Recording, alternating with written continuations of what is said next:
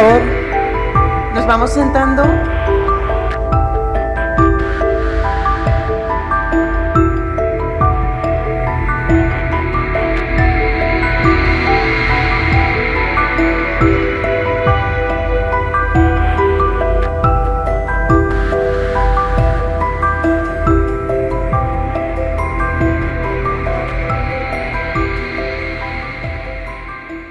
Por favor, silencio. Voy a pasar a presentar al ponente. Es el profesor Francisco Güell, es licenciado en Biología y licenciado en Filosofía. Es doctor y catedrático de Filosofía y posee 2 sexenios de investigación. Es profesor en la Facultad de Ciencias y también profesor en el Máster de Bioética de la Universidad Rey Juan Carlos. Fue profesor también en nuestra universidad durante 3 años, antes de trasladarse a Pamplona, donde trabaja como investigador en la Universidad de Navarra, en el Instituto Cultura y Sociedad, y es coordinador del grupo de investigación Mente y Cerebro. Ha sido investigador en la Universidad de Navarra, ha sido investigador principal de un proyecto europeo financiado con 1,2 millones de euros, proyecto europeo que ha dirigido con un consorcio de 8 socios europeos del que hoy nos hablará. Además, este año le han concedido un proyecto Erasmus+, también relacionado con la fertilidad. Lleva 15 años estudiando el embrión humano y el fenómeno de la reproducción asistida. Os dejo con la ponencia titulada La reproducción asistida hoy, reflexiones a partir de los resultados del proyecto europeo B2INF. Muchas gracias, Francisco.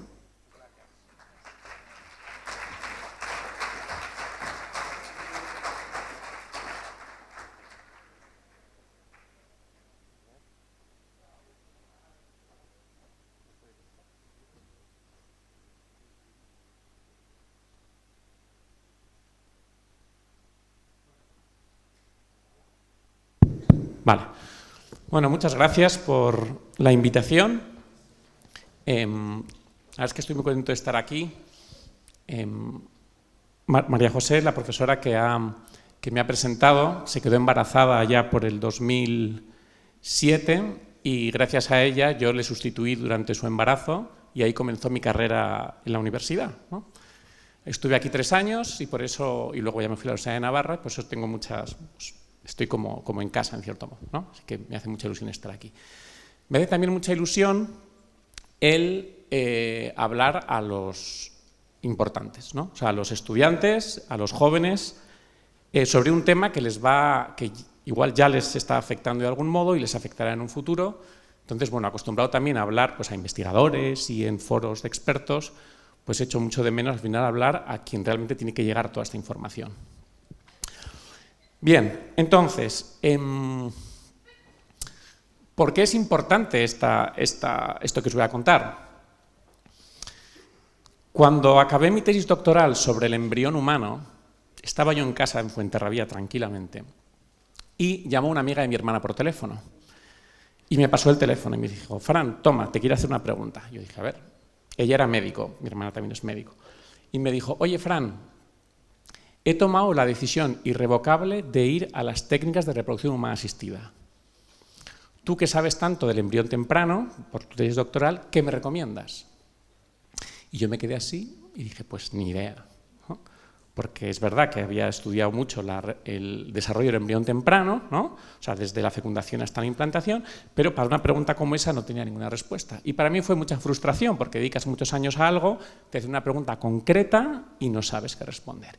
Y desde entonces empecé a investigar, a ver, por decirlo así, qué podía responder a esa amiga de mi hermana y a todo aquel que me preguntara, ¿vale? Entonces, ahí comenzó, digamos, todo lo que os voy a contar hoy. ¿Bien? Creo que es importante eso, que cada vez que, cuando os lancéis al mundo de la investigación, que sepáis que vais a responder a algo concreto, a una preocupación de alguien o de algún grupo, ¿no? Y eso te hace, digamos, ¿no?, disfrutar mucho más. Bien, entonces, ¿qué os voy a contar hoy? Bueno, pues hoy os voy a hablar de un proyecto europeo que me han concedido, se ha acabado en octubre del año pasado, pero lo he defendido hace 3 semanas, tenemos los resultados candentes y os explicaré porque, ya os digo, os va a interesar. Luego iré a las guías de recomendación, que son los resultados del proyecto. Después os hablaré de la difusión científica de las guías, veréis por qué lo hago, y luego hablaremos de la política y la industria en el fenómeno de la reproducción médicamente asistida. Creo que es importante saber que estamos en un mundo donde la industria, la política, los medios de comunicación tienen mucho más que decir que lo que deberían, desde mi punto de vista. Y en este tema, pues vais a ver, es como una especie de ejemplo, ¿no? Un ejemplo de un sector, y creo que las reflexiones que voy a compartir con vosotros, que al final es compartir una preocupación con vosotros, va a servir para luego, ¿no?, otros sectores. Y acabaremos con una conclusión. Bien, entonces, antes de presentaros el proyecto europeo, os diré la motivación. Es importante conocer la motivación. Cuando uno hace algo y presenta algo, ¿qué motivación tiene? Bueno, pues la mía era la siguiente. Cuando empecé a investigar qué podía haber dicho a la amiga de mi hermana, empecé a ver cómo eran las técnicas de reproducción humana asistida, es decir, qué se hacía, ¿no? Pues se coge a los gametos, a los óvulos, espermatozoides, a los espermatozoides se lava, se centrifuga, a los óvulos se les coge para acá, es decir, empecé a ver qué es lo que se hacía. Y pensé, con todo esto que se está haciendo, siendo la etapa más vulnerable del desarrollo del embrión temprano, seguro que tiene que afectar de algún modo, ¿no? O sea, yo que conocía, por decirlo así, los pequeños cambios epigenéticos, ¿no?, claves en esos primeros desarrollos, pensé, hombre, si tú centrifugas, si tú echas químicos, si manipulas, si lo sacas del ambiente, algo tiene que pasar. Pero no tenía modo de saber qué pasaba. Y entonces se me ocurrió la siguiente idea. Bueno, si realmente pasa algo, tiene que pasar factura. ¿Y cómo pasa factura? Bueno, la tasa de éxito. La tasa de éxito de la técnica es muy baja, ya veremos. Y dije, pues esto puede ser prueba de que realmente está afectando.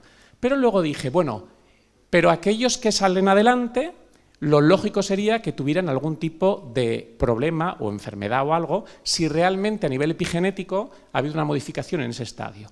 Y empecé a analizar las investigaciones científicas que había y, para mi sorpresa, estamos hablando del 2000, vi que ya había revisiones sistemáticas, o sea, ya había publicaciones, digamos, serias y la evidencia científica suficiente que mostraba que la población nacida de las técnicas tenía un aumento de riesgo de enfermedades. Y yo pensé, bueno, ¿y por qué esto no se dice, ¿no? Y entonces yo lo que veía era que en esas publicaciones siempre acababan con la coletilla de, bueno, hay aumento de riesgo de tal, pero quizás se debe a los factores de la madre o del padre, o quizás se debe a la edad de la madre, o sea, empezaban a echar como balones fuera. Y entonces ahí empecé un poco a investigar el tema. Y me di cuenta que ese sentido obvio que tiene que cuando tú manipulas en ese estadio embrionario a los propios gametos también, que toquiteando aquí te va a salir ahí delante, ¿no?, al final del desarrollo, una enfermedad, yo me di cuenta que en ningún lado estaba eso explicado. O sea, teníamos expertos en biología del desarrollo, teníamos expertos en epidemiología, pero no había una especie de conexión en esa base biológica que da sentido que esto afecte allá. Entonces, ¿qué hice? Organicé un curso de 5 horas donde yo explicaba esto. Explicaba primero 2 horas de biología del desarrollo y luego decía, ¿habéis comprendido esto? Pues mirar cómo tiene sentido esto otro. Y lo hice en clínicas de reproducción humana asistida, ¿vale? O sea, he dado cursos de 5 y 9 horas a embriólogos, a ginecólogos del ámbito de la reproducción humana asistida donde les explicaba esto. ¿Bien? He estado años haciendo esto y me di cuenta que estaban receptivos, se daban cuenta, pero luego decían, a la hora de tomar decisiones, no tomaban decisiones. Es decir, todo sería igual. Yo les decía, ¿hacéis todo lo que está en vuestras manos por proteger la salud del niño que está por nacer? Repito, ¿hacéis todo lo que está en vuestras manos cuando estáis en el laboratorio por proteger la salud del niño que está por nacer? Y yo les decía, no os preocupéis, yo sé que no, pero yo os voy a dar algunas claves para que protejáis. ¿Bien? ¿Por qué? Porque había fases de la técnica que son prescindibles, ¿vale?, y que suponen un aumento de riesgo. Entonces, puestos a velar por la salud del niño que está por nacer, hay cosas que se podrían hacer y cosas que se pueden no hacer y estás protegiendo. Fijaros, aquí hay una cosa interesante, que es un poco la clave de lo que ha sido mis años de investigación y lo que me he dado cuenta que funciona, ¿no? Mi tesis doctoral fue sobre el estatuto del embrión temprano y sobre el estatuto ontológico del embrión, es decir, si es o no persona, qué teorías había, qué bases biológicas había para unas y para otras, ¿vale? Y me di cuenta que ese debate, y aquí me van a perdonar los expertos, ¿no?, está perdido. ¿Qué significa está perdido? Es obvio que el embrión desde su inicio es una persona, pero es obvio que no van a cambiar las leyes de todos los países en las que cuenta como si no lo fuera. Entonces, para mí esa batalla ya hace mucho tiempo vi que estaba perdida. Es verdad que intelectualmente en la universidad hay que lucharla, pero a nivel de transformar la sociedad y proteger a todos esos embriones. Pero sí me di cuenta que de lo que no hay duda en el ámbito de la reproducción humana asistida es que el embrión es paciente y es tratado como tal. ¿Por qué? Porque cuando van unos pacientes a las clínicas y quieren tener un niño, óvulo, espermatozoide, y en el momento que es la fecundación, los profesionales ya lo tratan como un paciente, porque saben que como no hagan las cosas bien, ¿no?, y no tengan la temperatura adecuada, el cultivo adecuado, la técnica adecuada, se les va a morir o se les va a fastidiar, por decirlo así. Entonces, de manera natural, en ese ámbito ya se está tratando como paciente. Y esto que estoy diciendo es ganador. ¿Por qué? Porque nadie del sector te diría, no, no es paciente. ¿Por qué? Porque saben que es que lo es, ¿no? Entonces, os digo esto, no digo como estrategia, porque no estáis en el mundo de las estrategias todavía, ¿vale? Pero sí os diría que eso, que al final los que van a las clínicas dicen, yo quiero a mi niño, a mi niña, y por favor, cuídamelo desde el principio, ¿vale? Bueno, pues dediqué años a dar cursos en el sector de la reproducción humana asistida, desde esta perspectiva, ¿no? Y me di cuenta que por ahí no iban a cambiar las cosas tampoco. ¿Y por qué? Porque al final, la gente que lleva 5, 10, 15, 20, 30 años haciendo lo que sabe, no va a dejar de hacerlo, a no ser que no sea un superhombre o una supermujer, ¿vale? ¿Por qué? Porque si yo soy experto en estimulación ovárica y tengo mi trabajo en esta clínica, no me digas, Fran, que si no es necesaria la estimulación ovárica para sacar más óvulos, no lo haga, porque no haciéndola es verdad que protejo la salud del niño que va a nacer de ese óvulo, que es el que toca y el que mejor está, pero es que como haga eso me quedo sin trabajo. Congelar embriones y óvulos supone un aumento de riesgo claro de determinadas enfermedades. Ya, pero el responsable de congelar, tú dile eso, a ver qué dice, ¿no? Es decir, hay toda una especie de tren en marcha de décadas, de expertos especialistas de décadas, a la que un dato como este, de manera natural, no les va a hacer cambiar. Por eso es tan importante que vosotros, ¿no?, aprendáis, que vosotros escuchéis y que vosotros seáis un poco críticos, porque vosotros todavía no estáis, por decirlo así, con toda esa dinámica atrás y con esa especie de peso detrás, que cómo voy a cambiar esto, sí, ¿no? Por eso me encanta hablar con gente joven. De hecho, lo tengo probado. Hasta 30 años están receptivos a cambiar. De 30 a 60, nada que hacer. Y a partir de 65, cuando ya tienen las 4 o 5 casas y ya han hecho... Entonces ahí empiezan ya a decir, bueno, pues igual tienes razón, ¿vale? Entonces, estáis en una buena temporada para tener las cosas claras. Bien. Entonces, ¿qué hice? Con esa frustración de ver que dentro del sector no se podían cambiar las cosas, dije, ya está, me la juego. Voy a pedir un proyecto europeo, que digamos así es un proyecto grande, involucrando a muchos países, involucrando a distintos estratos de la sociedad, por decirlo así, y a ver si suena la flauta, ¿vale? Bueno, pues sonó, ¿no?, y me lo dieron, y os voy a contar. Veréis, digamos así, viendo que no se podían cambiar las cosas, organicé este proyecto y providencialmente salió. Digo providencialmente porque no tenía ni currículum ni tenía sentido que me lo dieran. Y, oye, lo hice y salió. Os digo esto también porque no esperéis a estar en vuestro punto de la carrera para hacer cosas. Si tenéis una buena idea, tirad para adelante, creéroslo, y si os rodeáis de buena gente, saldrá. Bien. Entonces, el equipo eran 10 socios, ¿verdad?, en 8 países. He dado yo mal la información cuando he dicho 8 socios. Somos 10 socios y estamos en varios países. ¿Y qué hemos hecho? Bien, tiene dos objetivos. Comprender las percepciones que los jóvenes tienen con respecto a la reproducción humana asistida, es decir, hemos ido a 8 países y hemos analizado qué piensan los menores de 30 años sobre la reproducción humana asistida, cuáles son sus expectativas, sus miedos, etc. Y luego, mejorar la información online que en las clínicas de reproducción, de las clínicas de reproducción humana asistida en esos 8 países. Fijaros la jugada. La jugada fue la siguiente. Yo dije, mira, empecé a ver qué información daban las clínicas sobre esos riesgos asociados, sobre las tasas de éxito, y vi que ninguna daba. Entonces dije, ¿cómo puedo hacer yo un proyecto europeo serio para desde dentro cambiar las cosas? ¿Cómo? Mostrando que las clínicas incumplen la información que dan. ¿Vale? Bien, esta fue la jugada, lo puedo decir porque ya he acabado, ¿no? Llevo 4 años calladico sin poder decir nada, ¿no? Pero ahora ya lo puedo decir. O sea, la idea era, bueno, que mejoren la información. ¿Por qué? Porque cuando vayáis, si alguien va a las técnicas de reproducción asistida, como vais a ver ahora, no os van a dar toda la información y tenéis que saberla. ¿Vale? Bien, entonces, 8 países: Bélgica, Suiza, España, Italia, Macedonia, Albania, Eslovenia y Kosovo. Hemos analizado las clínicas de reproducción asistida, las principales, ¿verdad? Qué información dan a través de las webs y del consentimiento informado y cuáles son, ¿no? Hemos hecho entrevistas semiestructuradas de más de 1 hora a 100 jóvenes en Europa. ¿Con el objetivo de qué? Y aquí viene un poco la jugada también, de dar guías de recomendación para las clínicas y para los políticos. Decirles, hay margen de mejora. Bueno, aquí nos he dicho una cosa, veis que el análisis lo hemos hecho desde el punto de vista legal, sociocultural y de género. ¿Bien?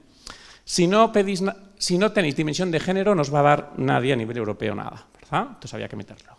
Sociocultural, porque son países muy distintos, ¿vale? Y era interesante. Y el legal era el que a mí me interesaba. ¿Por qué? Porque yo, de manera intuitiva, solo mirando, porque mi trabajo es una maravilla, o sea, me dedico a estar 8 horas, ¿no? Mirando cosas, ¿no? La verdad es que soy un tipo afortunado en ese aspecto. Bueno, pues yo ya sabía que había un incumplimiento fuerte de la información que se tenía que dar. Vale, entonces, ¿qué hemos hecho? Guías de recomendación. En 8 países, es decir, las hemos traducido, hemos analizado la situación en 8 países y hemos hecho guías para cada uno de los 8 países, en el idioma, ¿no? Que se dice vernáculo, ¿no? Yo lo he aprendido en esto, ¿no? En el idioma del país. Bien. Muy bien, entonces, lo tenéis aquí. ¿Vale? Si queréis, pero bueno, luego os lo paso. Bien, veis que arriba he puesto IFFS 2023. No ha sido un error. Os cuento esto no tanto para echarme flores a mí, sino echar flores al proyecto y a todo el consorcio que hemos hecho. Mirad, la IFFS es la International Federation of Fertility Societies. Es la asociación la asociación de instituciones y asociaciones de fertilidad de todo el mundo, de África, de América, de Europa, de Asia, etc.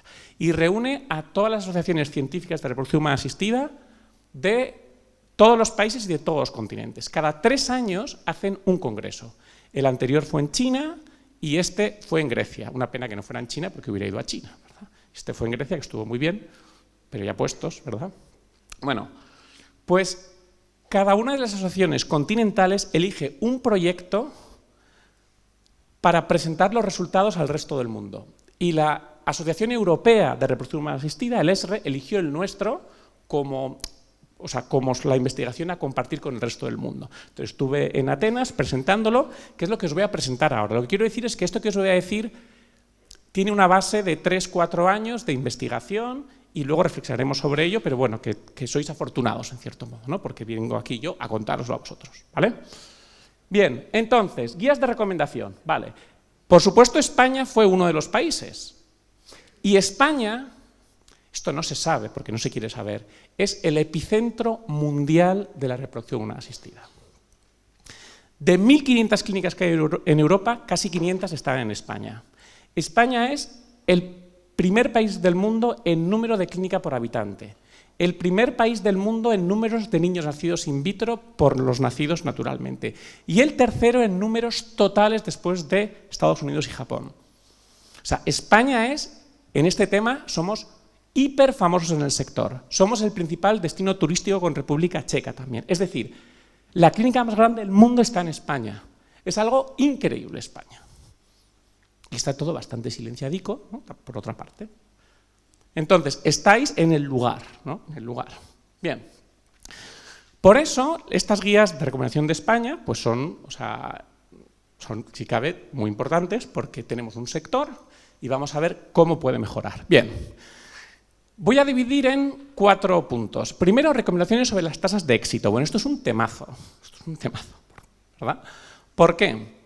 Porque en la cabeza todo el mundo tiene que las tasas de éxito son, bueno, pues son bajas, pero bueno, tendréis en la cabeza que serán, pues yo qué sé, la mitad o no, o sea, la mitad, o igual un 60, 70, 80%, o igual 9 de cada 10, o igual un 30%, ¿no? Que es poco, es lo que está por ahí, ¿verdad? Y si vais a las webs de cualquier clínica, ya veréis lo que os van a decir. Muy bien, vamos a las tasas de éxito. Vamos a ver. He estado investigando asociaciones internacionales serias hablan de estimaciones, es decir, te dicen, bueno, si tienes problemas, pones en la web tú unas características y se estima, ¿no? Qué tasa de éxito, de posibilidades tienes de tener un niño si vas a las técnicas. Bueno, pues con 45 años, la Fertility Society de Australia y Nueva Zelanda, que son dentro de todos de los más serios, ¿vale? Te hablan del 1% de posibilidades de tener un niño nacido vivo. ¿Vale? Con más de 45. La SART, que es la americana, la Sociedad Americana de Reproducción Asistida, de técnicas de reproducción asistida, te habla de un 7%. Y la Asociación de Enfermedades Americana te habla de un 3%. Estos son estimaciones. El gobierno Francia, a mí sinceramente los franceses, como soy de Fuenterrabía y en la frontera, nunca me han caído bien, pero he de decir que el ministerio francés lo hace las cosas bastante bien. Porque no te habla de estimaciones, te coge los datos del 2021 y te dice cuál es la tasa de éxito real de la gente que ha pasado por todas las clínicas, porque ellos tienen todo centralizado. Y te habla del 1,7% de tasa de éxito de niño nacido vivo. Vamos a las clínicas españolas, a ver qué dicen. Solo una clínica te habla en términos de niño nacido vivo, que sería el 16,6%. Por la imagen se ha descolocado, ¿vale? Pero hablamos de 16,6%. Que sería niño nacido vivo. Luego, el 27,7% te habla de embarazo químico. Embarazo químico es cuando ha habido implantación y te sacan una hormona de sangre y dicen, ah, mira, ha habido implantación. Y el 36,1% es de embarazo clínico, que es cuando se ve el latido. ¿Vale? Digo esto ¿por qué? Porque las demás clínicas, junto con todas las de Europa analizadas, te hablan en términos de embarazo clínico. Es decir, te van a decir el 60%, tasa de éxito, 60%, cuando tienes una real del 1%, o 1,7%, o 7%, en todas las clínicas analizadas. ¿Vale? Vamos a 44 años, suben un poquitín, 3, 9, 5. En Francia hacen una estimación del 41 al 45 años, hacen una media. Y aquí tenemos, los mismos números, fíjate qué curioso. ¿Qué pasa? Que aunque de 44 a 45 cambia bastante, las clínicas españolas y las de toda Europa utilizan una media para todos. Y os voy a decir más, casi la mitad de las personas que van a la reproducción asistida tienen más de 45 años. ¿Vale? Vamos con 39 años. Ha subido un 21, 26 y 26%. En estimaciones, la realidad es el 11,9% con 39 años. ¿Y qué tenemos aquí? Pues te hablan del 87%, del 68%, del 44%. ¿Bien? Es decir, la formación de tasas de éxito primero se da en términos de niño de embarazo clínico, ¿vale? Y tiene que darse en niño nacido vivo y tendrían que moverse ahí. Bien, esto es un estudio que he hecho yo con todo desde los 35 hasta los 45, no me voy a detener aquí, pero es muy impresionante cómo igualan los años de los 40 a los 45, con la misma tasa. Y os voy a dar un dato más. El documento oficial de España, que es el Ministerio de Sanidad, junto con la Sociedad Española de Fertilidad,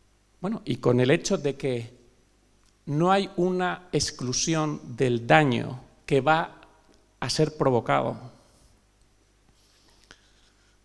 Hay una pregunta última, ¿no?, que yo nunca hago, pero aquí la puedo hacer, ¿no?, porque además es para vosotros, y ¿es compatible la maternidad natural, quiero decir, ser madre, con aceptar que un tercero vaya a provocar un daño a tu futuro hijo mientras viene? Esa es la pregunta para mí, ¿no? Bien. Decíamos, hay que informar sobre los posibles riesgos para las personas y también para la salud de los niños y niñas concebidas mediante las técnicas.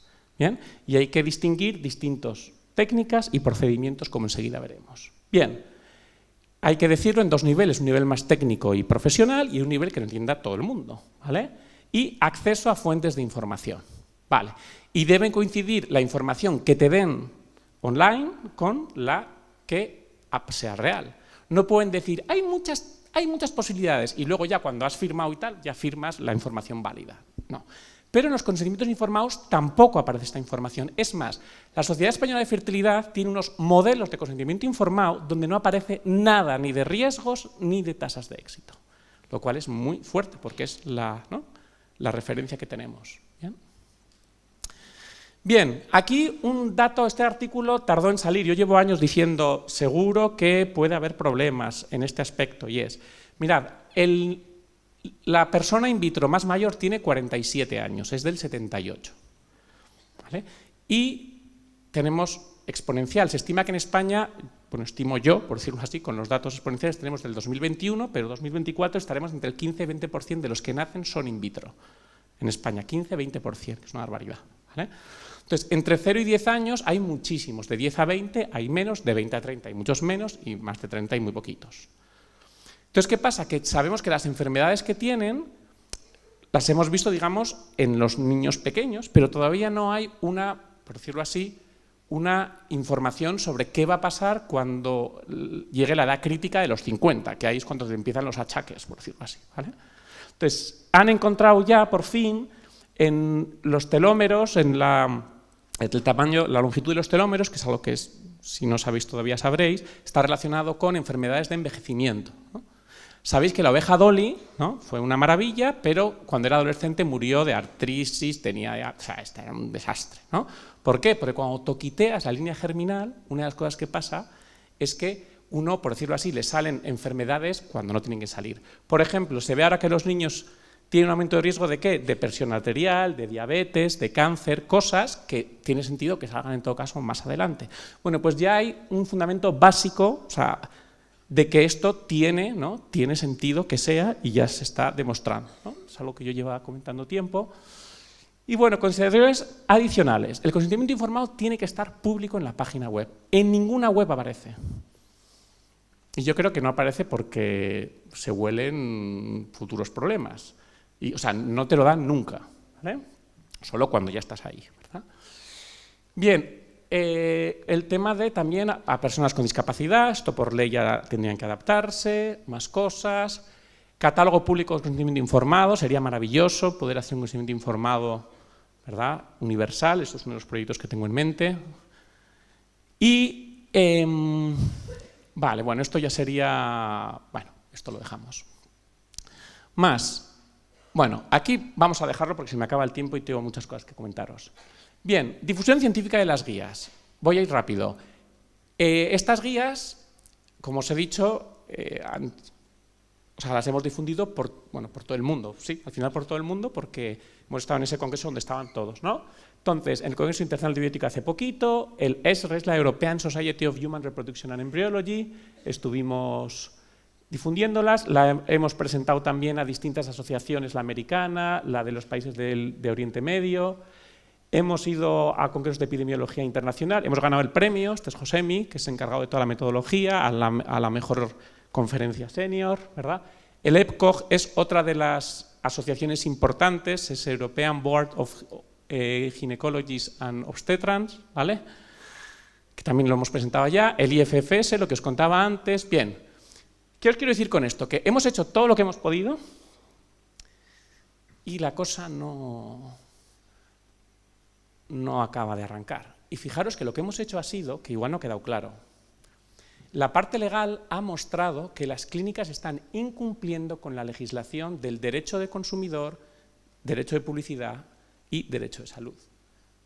Y en análisis hecho, hemos dicho que se está incumpliendo a nivel nacional e internacional. O sea, hemos hecho una especie de asesoría gratuita, ¿no?, mostrando a los políticos qué se está incumpliendo ahora mismo. ¿Vale? Entonces, hemos ido al sector, se lo hemos mostrado, y todos, qué interesante, a otra cosa. Hemos ido a los políticos, hemos enviado miles de correos electrónicos a todos los departamentos de sanidad, ministerios de sanidad, nada. ¿Vale? Hemos hablado con las clínicas. Yo he ido a la clínica más grande del mundo, me he citado con el director técnico, le he contado, me he puesto con el de marketing, he hablado con la directora general universal de marketing y me ha dicho, ¿las clínicas públicas informan bien también? Y yo le he dicho, no. Pues si ellos no lo hacen, nosotros tampoco. ¿Vale? Se hablaba antes del tema legal, deontológico, ético, ¿no? Yo he perdido la esperanza en todos, ¿vale? Pero no en vosotros, este es un poco el punto, ¿no? O sea, al final, ¿no?, el código, como no lo tenga uno dentro y no diga, mira, yo no me voy a vender a esto, yo no me voy a seguir esto, y ahí es cuando entra toda la labor de la universidad en inculcaros, ¿no?, que seáis críticos, que penséis bien las cosas, porque en el momento que salgáis al mundo laboral vais a decir, hombre, todo el mundo lo hace, todo el mundo está haciendo esto, pues tiramos para adelante. Pero en lo que yo tengo más confianza todavía es en la población. O sea, la población está siendo engañada. Pongo un ejemplo un poco así raro, pero estaba pensando en el tren, ¿cómo puedo decirlo, no? Es algo así como si hubiera compresas para todos. Hombres, mujeres, niños, ancianos, de todo. Esto es lo que está aconteciendo. Es decir, con las tasas de éxito que hay, ¿vale?, lo que tendría en todo caso sentido sería que fuese una parte de la población que es la que tiene, por decirlo así, sentido, en la que hay tasas de éxito razonable y la que va a alcanzar un niño, que es una tasa muy pequeña de todos los que van. ¿Vale? ¿Qué es lo que está pasando? Que en los medios están diciendo, venir todos e intentarlo, ¿me explico?, ¿no? Intentarlo.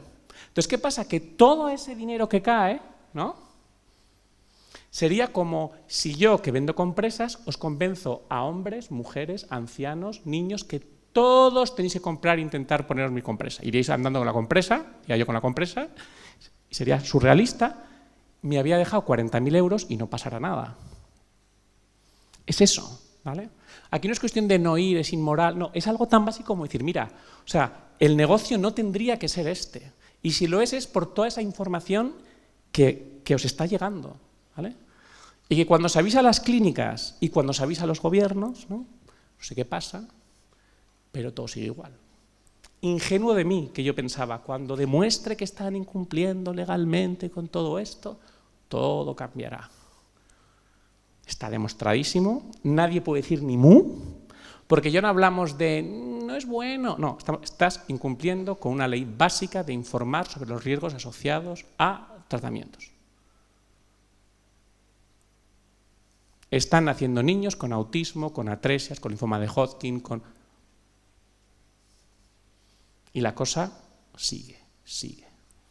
¿Bien? ¿Y por qué pasa esto? Claro, aquí me ha venido una experiencia que quiero compartir con vosotros. Claro, yo llevo 3 años con lobbies, con políticos, con el ESRE, ahí metido, ¿no? Metido porque uno de mis socios es el lobby del reproducción asistida, del proyecto europeo. Ha ido todo fenomenal, han comido todos en mi casa, barbacoa, titata, pero cuando han salido las guías de recomendación, ha sido ahí ya la bomba. Se me han amenazado, han querido tal, yo me he adentrado al maravilloso mundo del lorazepam, que no conocía, ¿no? O sea, ha sido duro, Y la cuestión es, ¿por qué es tan difícil que esto cambie? Y ahora comparto con vosotros esta reflexión. Mirad, en los 70-80 hubo médicos que decían, venga, vamos a ayudar a todas estas personas que no pueden tener niños, vamos a investigar de qué manera podemos comprender mejor para que los tengan. ¿Vale? Y esas personas que en los 70-80 empezaron a ser los expertos y empezaron a tener niños a través de in vitro, montaron las Asociaciones Nacionales de Reproducción Humana Asistida. Caso de España, la SEF, ¿vale? Estas nacionales montaron las internacionales, es decir, una vez que están los países distintos, se juntan y forman el ESRE o la SART o los distintos, ¿vale? Las asociaciones internacionales, y esto es lo que no se suele saber, son los dueños de las editoriales de las revistas. Es decir, Human Reproduction, Reproduction Update, Fertility and Sterility, todas las revistas que nos animan a publicar, ¿no?, los insensatos, ¿no?, son editoriales de estas asociaciones. Y estas editoriales te van a decir quién es experto y quién no. Es decir, ellos son los que dicen qué se publica, cuál es el estado del arte, qué interesa publicar, qué no. Y esos expertos van a formar las comisiones científicas que van a asesorar a los políticos y a las leyes. Porque es normal que el político no sepa nada de nada. Y entonces va los expertos a explicarles. ¿Pero quiénes son esos expertos? Son los mismos. Todos son los mismos, las mismas personas. Entonces, claro, llega Fran, el doctor Well, y dice, ¿está pasando esto? Y dicen, ¿cómo va a estar pasando esto? Si esto lleva 20, 30 años así. ¿Me explico? No puede ser, esta es la cosa, ¿no? Pero claro, ya haces un proyecto europeo, muestras todo perfectamente y ya no pueden decir no puede ser. Y dicen, bueno, vamos a otra cosa, ¿no? Bien, y ahí no queda todo. Tenemos las asociaciones de pacientes, de las que hay que huir, ¿vale? Porque acaban siendo lo que una asociación científica no puede hacer porque olería demasiado, como es hacer lobby, paga a asociaciones de pacientes para que sean ellos los que vayan a machete a conseguir sus objetivos. ¿Vale? Esto es lo que he visto yo de una manera increíble allá, ¿vale? Bien, ¿por qué cuesta tanto cambiar las cosas? Porque la cosa está muy bien montada. ¿Es imposible? No. ¿Qué pasó con el tabaco? Bueno, con el tabaco os digo, desde los años 20, 1920, se sabía que provocaba cáncer. La industria metió en el NIH, en el sistema americano, gente concreta que ascendió mucho para decir que no. En los 40, 50, 60, 70 hay portadas de revistas de Lancet, del New England, ¿no?, en el que decía, el doctor, si estás embarazada, fuma, que te irá bien porque o sea, estarás muy estresada y así estás más tranquila. Mi doctor dice, fumar es bueno para la boca, o sea, en las revistas científicas del campo. ¿Qué pasa? Que en los 80 ya la cosa empezaba a ser así, llegaron los 90 y hubo un juicio fuerte. Y a partir de ese juicio fue cuando obligaron a poner en las cajetillas esas fotos horribles, ¿vale? Casi 100 años se tardó, ¿vale? Esto va a llegar. La cuestión es que, bueno, pues hay que esperar más por lo que veo, ¿no? Yo, por decirlo así, cuando me muera podré decir, he hecho lo que he podido, ¿vale? El punto es saber vosotros, ¿no? ¿Por qué digo vosotros? Porque el trabajo de la reproducción asistida os va a dar mucho dinero, hay mucha demanda para farmacéuticos, para médicos, en principio vais a hacer muchísimo bien, o sea, es como un atractor increíble, ¿vale? Tenéis que saber, ¿vale?, que es un lugar, ¿vale?, primero, que tiene fecha de caducidad y segundo, que no se están haciendo las cosas bien. Y no voy a decir que todo el mundo lo sabe, porque es verdad que yo he dado clases de máster a personas que están trabajando ahí y dice, pero en serio, Fran, no puede ser, no puede ser. O sea, que tampoco es que todo el mundo que está ahí tiene, por decirlo así, ni conocimientos, ni ganas de ayudar, como todo el mundo, ¿no? Pero ya os digo que por arriba, ¿no?, está el tema muy controlado. Y vamos a poner nombres, porque parece, si no, Edgar Mocanu, el director de la IFFS, o sea, este es el director de la conferencia, o sea, de las Asociaciones Mundiales de Reproducción Asistida, ¿no? Estuve con él en el Congreso, su clínica. Pero si ha habido una persona influyente, este ha sido Basil Tarzalis. Es actual presidente, es el de la derecha, de la Junta Europea y el Colegio de Obstetras del EPCOG, expresidente del ESRE, expresidente del IFFS, ¿vale? Vicepresidente de la Autoridad Nacional de Reproducción Asistida. O sea, lleva décadas siendo el máximo responsable del campo. ¿Bien? Su clínica. ¿Vale? Cuando os decía que todos son las mismas personas, ¿vale? Es que es así. He puesto de 2 países distintos y no de este, ¿no? ¿Por qué es tan difícil? ¿Por qué esto no se puede cambiar, ¿no? ¿Por qué esa resistencia? Bueno, pues porque hay muchos intereses, y no solo económicos. La gente piensa en el económico como si fuera el central. Yo creo que no lo es, fíjate. Hay un apego al poder muy fuerte. O sea, quien es científico y es experto y es el que sabe, pues acaba queriendo tener, digamos, su lugar en las asociaciones, en tal. Entonces, claro, cuestionar cualquier cosa que pueda, ¿no?, hacer tambalear tu carrera de décadas es algo, como decía antes, muy difícil. Y luego está también el apego a la fama, que son distintos. Uno puede ser superpoderoso sin que nadie se entere, que son los más listos de todos, ¿vale? Pero luego está el tema, no, yo aparezco aquí, yo os he dicho, he ido a Grecia, no sé qué, aquí estoy yo con mi pequeño momento de familia, ¿no? Hay que tener un cuidado con eso increíble también, ¿vale? O sea, está el poder, está la fama, y luego, bueno, pues por supuesto, ¿no?, pues el económico, ¿no? Pues sí, ¿no? Y todo lo que eso conlleva, ¿vale? O sea, no es solo económico, hay algo más humano y más, que eso es lo que podéis trabajar vosotros desde ya, ¿no? O sea, ¿qué queréis? ¿Triunfar profesionalmente? Pues cuidado. Cuidado. Tenéis que hacer las cosas bien, servir a los demás con humildad, ¿no? Y luego la vida, si lo hacéis bien, ya os situará o no. ¿Me explico?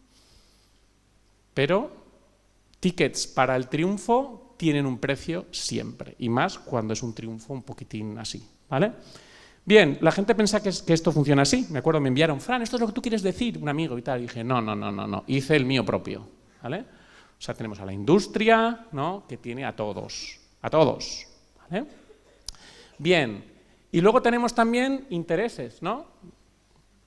O sea, tenemos intereses que hacen que la cosa sea difícil, ¿no? Difícil. Tenemos en el ESRE un grupo de ética y leyes de la European Society que no se ha interesado por nuestro trabajo, cuando es el primer estudio legal a nivel internacional que se hace. ¿Vale? Pequeñas conclusiones. Una un poco técnica, que sois aquí científicos todos, ¿verdad? ¿Todas afectan de igual modo al niño por nacer? No. ¿El tratamiento hormonal afecta? Sí, solo el tratamiento hormonal afecta. Mirar la ajustada, 1,31 sería un 31% más de riesgo. ¿La inseminación artificial afecta? Sí, claro que afecta. ¿La intraconyugal? También. Un poquitín más, 33%. In vitro afecta, por supuesto, 41%. ICSI, que sería la más invasiva, afecta. Os traigo esto porque encontramos en muchos estudios como cuanto más invasiva, más afecta. ¿Por qué digo esto? Porque no tendría sentido ir de primeras a la más invasiva, ¿no? Primero probamos lo menos invasivo y vamos a lo más invasivo. España, el 90% de las personas que van a las clínicas les plantan el ICSI, la última, directamente. En el resto de países el 50%, más o menos, que también es. ¿Qué tendría sentido? Bueno, empezar ¿no? Pero ¿qué tendría médicamente sentido, realmente sentido? Bueno, si tú no puedes tener niños o niñas, que te lo miren. O sea, hay una disciplina que trata de conocer las causas de la infertilidad y tratar de revertirlas. Entonces, antes de ir aquí, la lógica médica te dice, bueno, que alguien me mire a ver qué me pasa, no vaya a ser que tenga una infección en el moco vaginal que se resuelve con una pastilla de 12 euros, que no tiene, ¿no?, otro efecto que no sea el que no te puedes quedar embarazada y me ahorro 40.000 euros. Nada va a llevaros a hacer las cosas bien en este campo, nada. ¿Bien? Vale. He puesto el caso de la nanotecnología, pero hay otros modos de una aproximación que trata de revertir las causas y analizarlas. Es una pena porque así empezó el campo. Cuando empezó en los 70 el campo, no empezó para dar un niño a los que no podían, empezó para ver a ver qué estaba pasando ahí. Y vieron que el niño salía y que los padres estaban, ¿no? La familia estaba entusiasmada y dijeron, hombre, mira qué bien estamos haciendo aquí. Y comenzaron a olvidarse de conocer bien qué estaba pasando. Esto me recuerda, cuando daba aquí clase de Historia de la Ciencia, aquí, me acuerdo que estaban los egipcios, ¿no?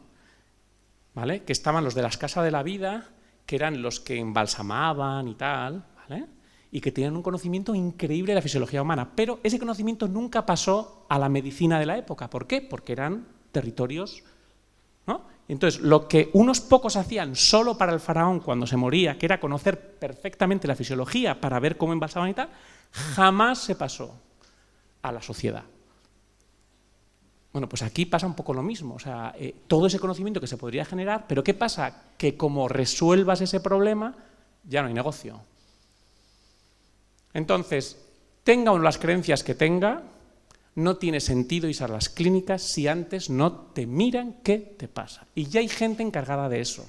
¿Qué pasa? Que tienen mala prensa. ¿Por qué? Porque se dedican a decir, estos católicos o estos creyentes, ¿sabes? Típico, ¿no? Cuando es algo estrictamente médico. Y de hecho muchos son los que van a las técnicas, no tienen y luego vuelven. La tasa de éxito es baja, igual de baja que las técnicas, ni más ni menos. Con lo cual tampoco, no, es que es muy baja. Bueno, sí, muy baja, ¿no? Bien, entonces, médicamente hablando, la cosa está clara. Bien, ¿los medios de comunicación qué han hecho con nuestro proyecto? Nada. Es muy fuerte. Medios de comunicación, o sea, y medios de comunicación de todo tipo. Nada. Claro, ¿qué pasa? Que cuando hay un sector que da mucho dinero para publicidad, pues los medios de comunicación dicen, como vayamos en contra de esto, nos quedamos sin la publicidad. Nada. El colegio de médicos sí, tenemos aquí otro que sí, y ya.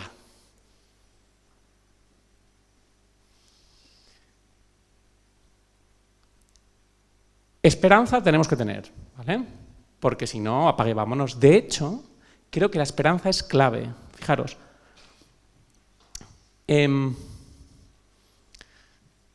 A ver cómo lo digo. La mayoría de la gente que va a las técnicas se va arruinada y sin niño. Esto es lo que pasa con el proceso, ¿vale?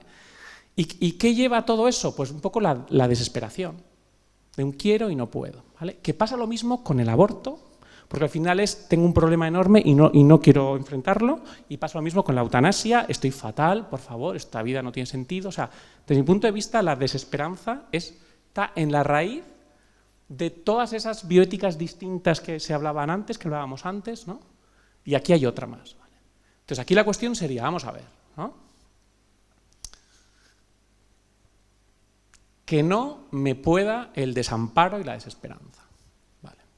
En ninguno de los campos. Esta sería un poco la guía que daría yo de bioética, porque al final la desesperanza es lo que te lleva a, pues como es normal, a actos desesperados, que son lo que son. ¿Bien? Este sería lo poquito que me atrevo a comentaros. Me gustaría deciros muchísimas más cosas, ¿vale? Pero es que ya es la hora. Así que yo creo que lo podemos dejar aquí. Bueno, una esperanza. Una clínica, después de nuestros resultados, ha cambiado una cosa. Antes ponía solo embarazo clínico y ahora ha puesto nacido. Esto ya es un paso, ¿no? Con una de las que hablé en un congreso, o sea, es la primera que ha dicho, bueno, por lo menos pongo también de niño nacido, que es un paso pequeño, pero ya es un paso, ¿vale? Bueno, pues quedo a vuestra disposición. Espero sacar un libro dentro de poco, ¿vale? Para toda la población, ¿vale? Contando mis batallitas y todas estas cosas, ¿vale? La pena no tenerlo para hoy, pero es que la cosa está difícil. Bueno, pues esto es. Si tenéis preguntas, muchas gracias.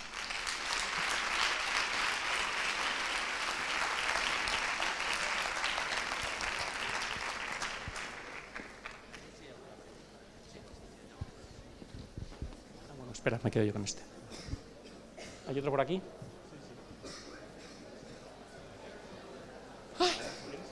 Sí.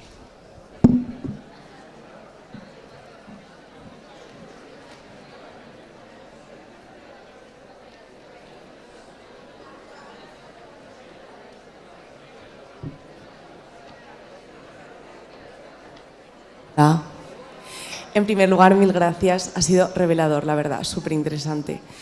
Sin tener ni idea de leyes, la verdad, ha puesto usted el ejemplo del juicio con el tema del tabaco. ¿No habría que llevar esto a los tribunales? A ver, por favor, están haciendo una pregunta, por favor.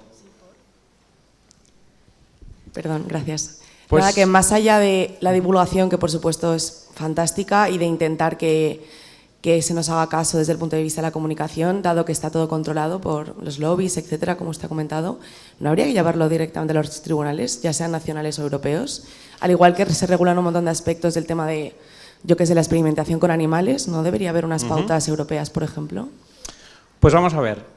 Sí, debería ser así. Yo llevo años, por decirlo así, con ese medio objetivo, ¿vale? Pero me he encontrado con muchos problemas. Primero, las leyes no acompañan mucho, ¿vale? Pero lo que habría que hacer sería encontrar a familias o personas que tengan un niño, ¿vale?, que haya tenido alguna enfermedad y que esté dispuesto a, por decirlo así, a denunciar. Yo he conseguido una asociación en la que todos los niños y niñas de la asociación son in vitro y tienen una enfermedad grave. He hablado con ellos, les he comentado, pero me he hecho amigo de ellos porque al final tienen una realidad muy así. He cenado con el presidente. ¿Y qué pasa? Que claro, son situaciones que han pasado por una experiencia personal tan fuerte y en principio tan superada ya, porque queda un poco atrás, ¿no?, que veo que no, o sea, que lo que falta es encontrar personas que se lo tomen como una especie de servicio a la humanidad. Y esto yo no he encontrado. Por otra parte, he estado también hablando con abogados. Hay que huir de los abogados, ¿vale? O sea, es una pasada. Y he ido a los mejores, a los normalitos y a los mejores, y al final es un problema. O sea, los abogados tienen un problema que al final, o sea, miran beneficio, intentar ganar, y si hay que mentir o hay que exagerar, hay que exagerar. O sea, mi relación con los abogados ha sido de quedarme pasmado. O sea, estoy por hacer derecho yo y, ¿sabes?, y intentarlo yo, porque, o sea, hay muchos frentes que son complicados. Y luego también, hablando con un... Esto me hizo gracia. Hablando con un juez que ha estado muchos años en las altas esferas, me comentaba, me decía, Fran, de una manera muy lista, Fran, en España la mayoría de los jueces no están comprados. Es un modo muy elegante de decir que algunos sí. Y me dice, y en este tema ninguno se va a atrever, a no ser que haya en la población un latido que diga, oye, esto, ¿no? O sea, que ni siquiera la cosa es, ¿me explico?, vamos al juicio y ya. No, o sea, todo el tema de las leyes, primero no se hace caso, porque hay leyes ahí que si yo no pago un 20% mañana, tengo la carta sin lugar a dudas de que tengo que pagar la multa, ¿no?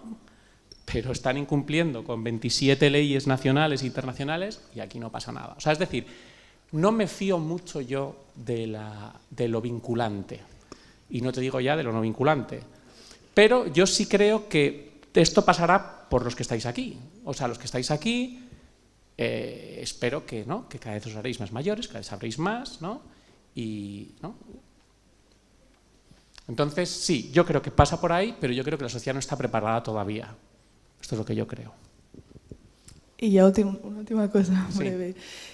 No sé si tiene algo que decir con respecto a la demanda, porque al final yo creo que la sociedad de hoy en día nos impulsa un poco a retrasar la decisión de ser padres, y también como que se confunde un poco la maternidad y paternidad como con un derecho. También se ve con la gestación subrogada, ¿no?